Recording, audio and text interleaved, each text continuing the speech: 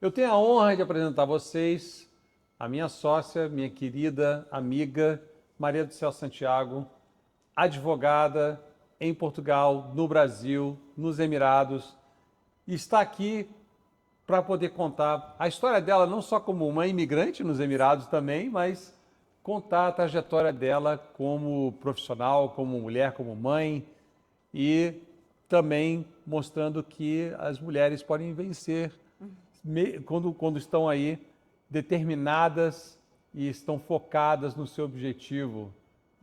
Mesmo aqui no Oriente Médio, onde as pessoas acham que é impossível. Conta pra gente aí como é que é. Bem, começou com um desejo de menina, com 7 anos, que eu queria ser advogada. Não deveria saber muito bem o que era ser advogada, mas desde sempre na escola eu tinha, eu tinha sempre o desejo de mediar qualquer conflito, quer seja de briga de meninos, às vezes apanhava, é verdade também, mas eu ia lá e eu queria sempre defender. E, efetivamente, nunca pensei ter outra profissão na vida.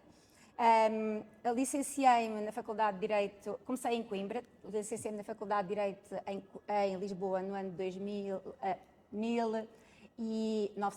Ai meu Deus, já foi no século passado. Não, em Que ano? 1998 e fiz o meu estágio, portanto eu sou advogada em Portugal desde o ano 2000. Comecei numa cidade internacional de advogados onde eu tive 10 anos e que me abriu os horizontes para a pequena realidade em que eu vivia em Portugal. Então você começou em 88? Em 98, 98, terminei o curso. 98 terminei o curso. Depois são 2 anos em Portugal para fazer o estágio na Ordem dos Advogados e então, de início eu comecei com numa sociedade de advogados internacional, que me abriu efetivamente os horizontes, e que comecei a trabalhar com Direito Comércio Internacional. Fiz uma especialização na Faculdade de Direito de Lisboa em Direito Comércio Internacional, depois fiz um Master em Direito das Empresas, então Corporate, e sempre foi muito a área em que eu me sinto muito confortável. E depois disso, tive o meu próprio escritório com outros colegas e...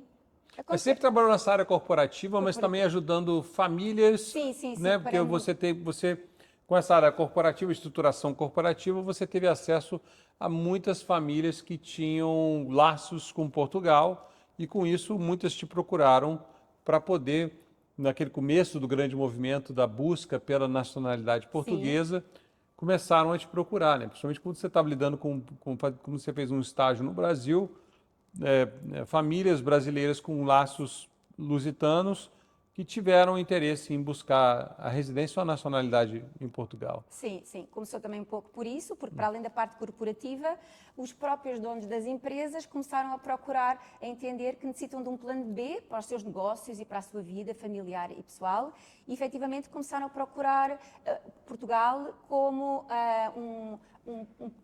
um passaporte, para ter um segundo passaporte e para que possam obter a sua nacionalidade portuguesa por descendência. Outros acabaram por fazê-lo através de investimento, porque em Portugal, desde 2012, existe o Golden Visa, que permite a quem investe em Portugal obter a cidadania portuguesa através do investimento, ao fim dos 5 anos do investimento em Portugal.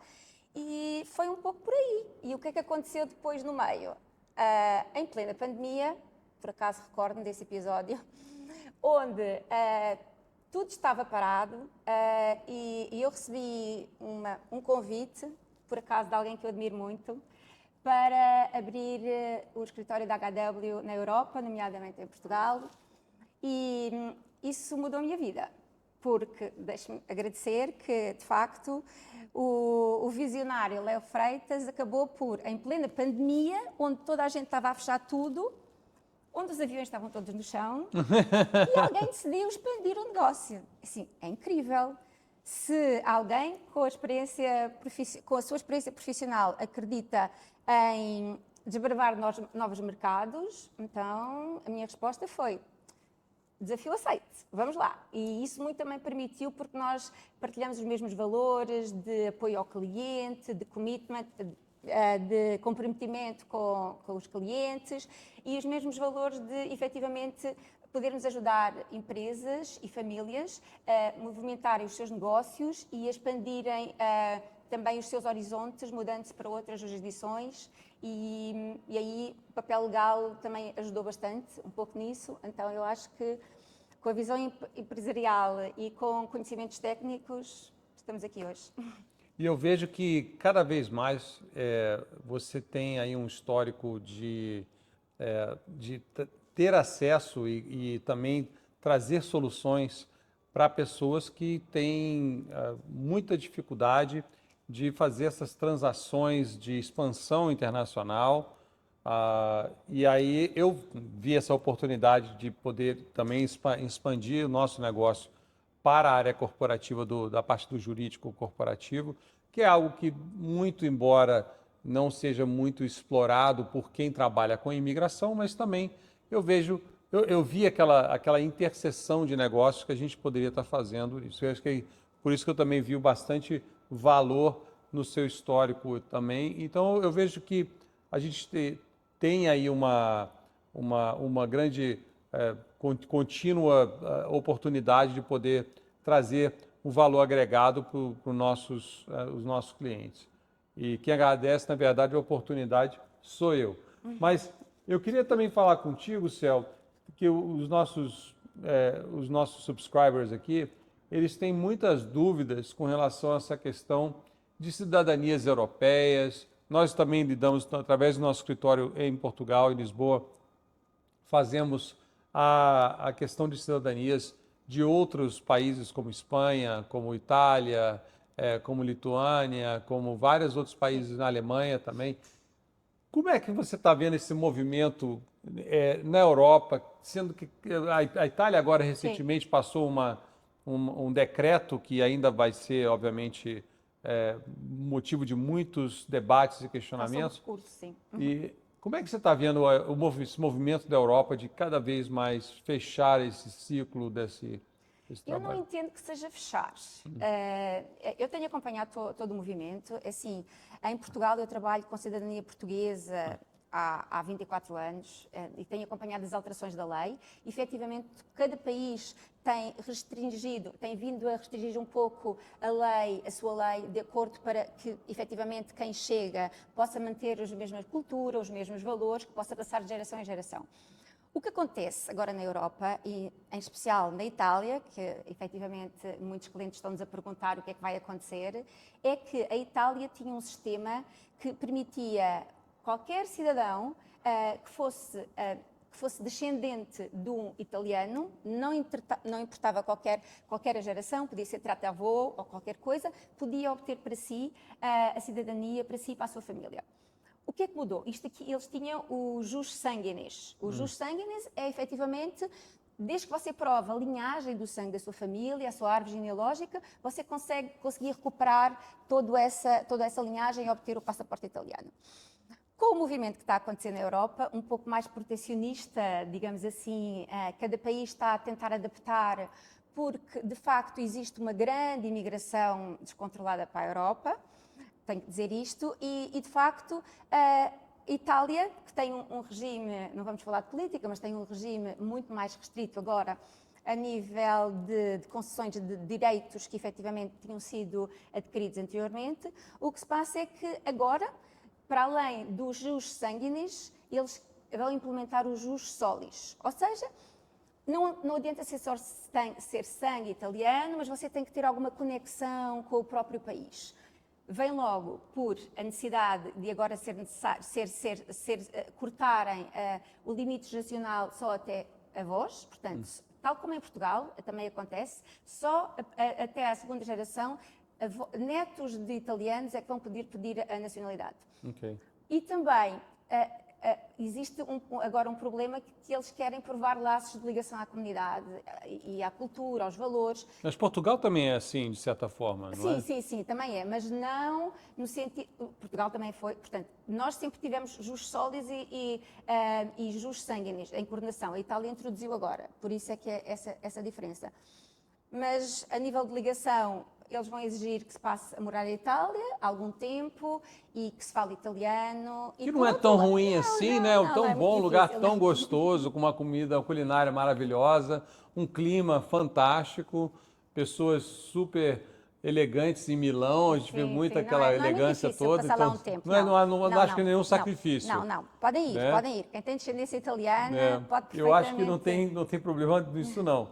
Acho que é também muito bom para poder aprender o idioma. E uma coisa que eu acho. Claro. Você não acha que é um absurdo? É, Um absurdo as pessoas que pegam a nacionalidade, né, pleiteiam uma nacionalidade, conseguem a nacionalidade italiana e aí não falam o idioma. sim, Como é sim. que não é um absurdo isso? Eu acho que se você tem a cidadania daquele país, você tem que ter Tem no que se mínimo, esforçar tem que se para esforçar para ter poder se identidade assimilar cultural, sim, exatamente, sim, sim, exatamente. sim, Eu sim. também eu concordo.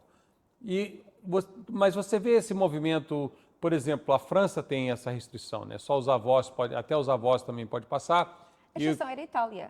a exceção era a A Itália. exceção era a Itália, sim. Portanto, acho que, apesar de ser uma lei muito controversa, acaba por unificar o entendimento da Europa acerca de quem efetivamente pode ter a nacionalidade europeia. E você acha que isso talvez se torna algo que possa ser mais restrito no passar dos anos? Por exemplo, ser somente de pai para filho, como é, por exemplo, os Estados Unidos?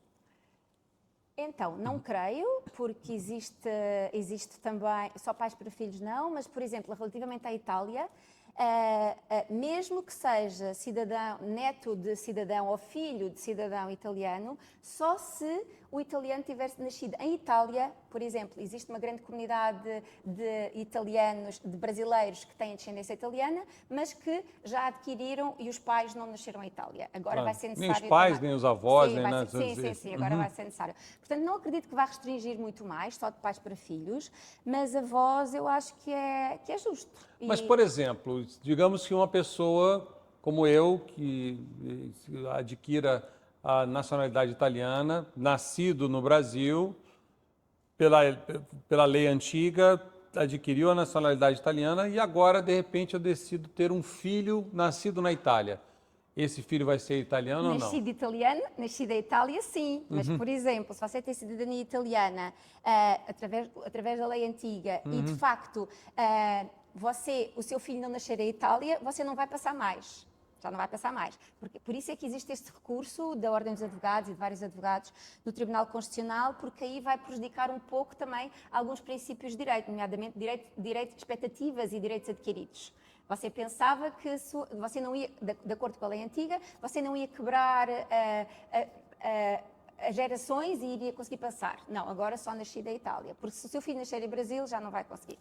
Voltando a Portugal, o Golden Visa de Portugal sofreu várias alterações, várias mudanças e tiveram aí, por último, a última alteração mais recente foi a questão de não poder fazer o Golden Visa através de investimento em propriedades imobiliárias, determinadas propriedades imobiliárias, né? Então, existe ainda algum tipo de movimento que a gente possa esperar com relação a essa questão de compra do imóvel em troca do Golden Visa em Portugal? Qual é a sua expectativa? Então, esses programas também, não só em Portugal, mas a nível europeu, de obter cidadania pelo investimento, também estão a mudar, estão a ficar mais restritos, não foi só em Portugal. Espanha acabou agora também, portanto, existe a possibilidade de adquirir imóveis ainda em alguns programas de residência, nomeadamente a Grécia. Portugal, em 2023... Malta também, não? Malta também, sim. Em 2023 acabou com a aquisição direta de propriedades. Portanto, neste momento, você pode investir em fundos, pode fazer uma doação para o Estado português, pode abrir empresas e provar a criação de postos de trabalho.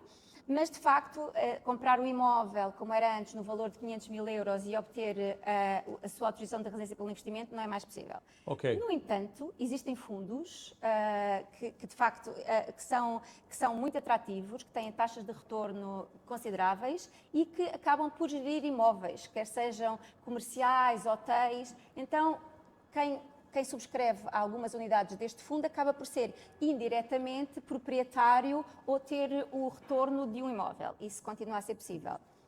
Então, quando a gente fala que sempre existe um caminho para a gente poder... Existe um caminho. Não é, mas é um caminho legal. É um caminho legal, juridicamente factível. É válido. Sim, ninguém. Okay. Sim, é juridicamente válido. Só que tudo depende do perfil do investidor, porque nós temos clientes que gostam de arriscar e não se importam em fazer fundos de capital de risco e está tudo bem, que a taxa de retorno é maior. Mas, efetivamente, há um perfil de investidor e de cliente mais conservador que gosta de ter assim um bocadinho de um tijolo. Então, já não é possível comprar a casa toda, mas vai comprando o tijolo através dos fundos de investimento, que efetivamente existem. E pode, através desse fundo de investimentos, não comprar não apenas uma propriedade, mas várias. Várias, sim. E o que eu queria acrescentar aqui é que, apesar da restrição, o Golden Visa de Portugal continua a ser um dos melhores na Europa, Léo, porque permite, por exemplo, se vamos comparar Portugal com a Grécia, Grécia necessita de permanência no país. O Golden Visa português não necessita que você fique o tempo todo em Portugal. Não, 7 dias por ano, ao fim dos 5 anos, você tem que cumprir depois as leis da nacionalidade, mas os 5 anos da permanência em Portugal são válidos para você obter a cidadania portuguesa. Alguma perspectiva disso mudar em breve? Não, não queremos, porque efetivamente Portugal também está num movimento de querer atrair mais investimento e porque senão daqui a pouco vai ficar um país só de velhos e nós precisamos de investimento e de dinamizar a economia. Os jovens estão todos muito globalizados a nível da sua visão de carreira e de profissão para o mundo. E 70% dos jovens licenciados agora, que se vão licenciar este ano em Portugal, já têm empregos na Europa e em vários países. Portanto, nós não vamos conseguir parar, digamos assim, este movimento de expansão e de globalização. E o objetivo não é esse. Mas não podem sair todos, saem os jovens, mas nós queremos em Portugal atrair investidores para que possam continuar a suportar a nossa economia. Seu filho é um deles. Sim. Que está expandindo globalmente, mostra sucesso aí. Né? O meu filho sempre foi um caso muito atípico, porque ele não se candidatou a nenhuma universidade em Portugal, ele queria Estados Unidos, ok? Mas com 17 anos eu achei que Estados Unidos era um pouco perigoso e muito longe. Filho único, assim, então... Efetivamente, ele acabou por entrar na Holanda, entrou também em UK, em London Business School, mas de facto nós tivemos assim algumas negociações familiares para ele desistir dos Estados Unidos por agora e fazer depois o MBA nos Estados Unidos. Mas o meu filho E acabou optando por estudar na American University aqui em Dubai. É, isso mesmo, porque quando ele comparou e quando ele viu a possibilidade de networking que existe nos Emirados Árabes Unidos, em Dubai, comparado com o curso técnico que ele ia fazer em Londres, e depois de conhecer o país e de ver e ter cá networking e amigos, ele então decidiu que, ok, eu quero ensino americano, mas posso ser em Dubai. E eu fiquei super feliz, porque assim, é super seguro e a nível de... Na universidade dele tem 109 nacionalidades, portanto, ele, quando sair daqui, está preparado para o mundo. Que bom. Estivemos aqui com a minha querida Maria do Céu Santiago, que é uma pessoa que realmente conhece bastante sobre a questão de mobilidade global. Se você tiver interesse em saber um pouco mais como ser um cidadão global e também como expandir os seus negócios internacionalmente, pode nos procurar na Raymond Woodward. Está aqui o link aqui embaixo para você poder fazer um agendamento. Obrigado, Céu. Eu que agradeço. Obrigada.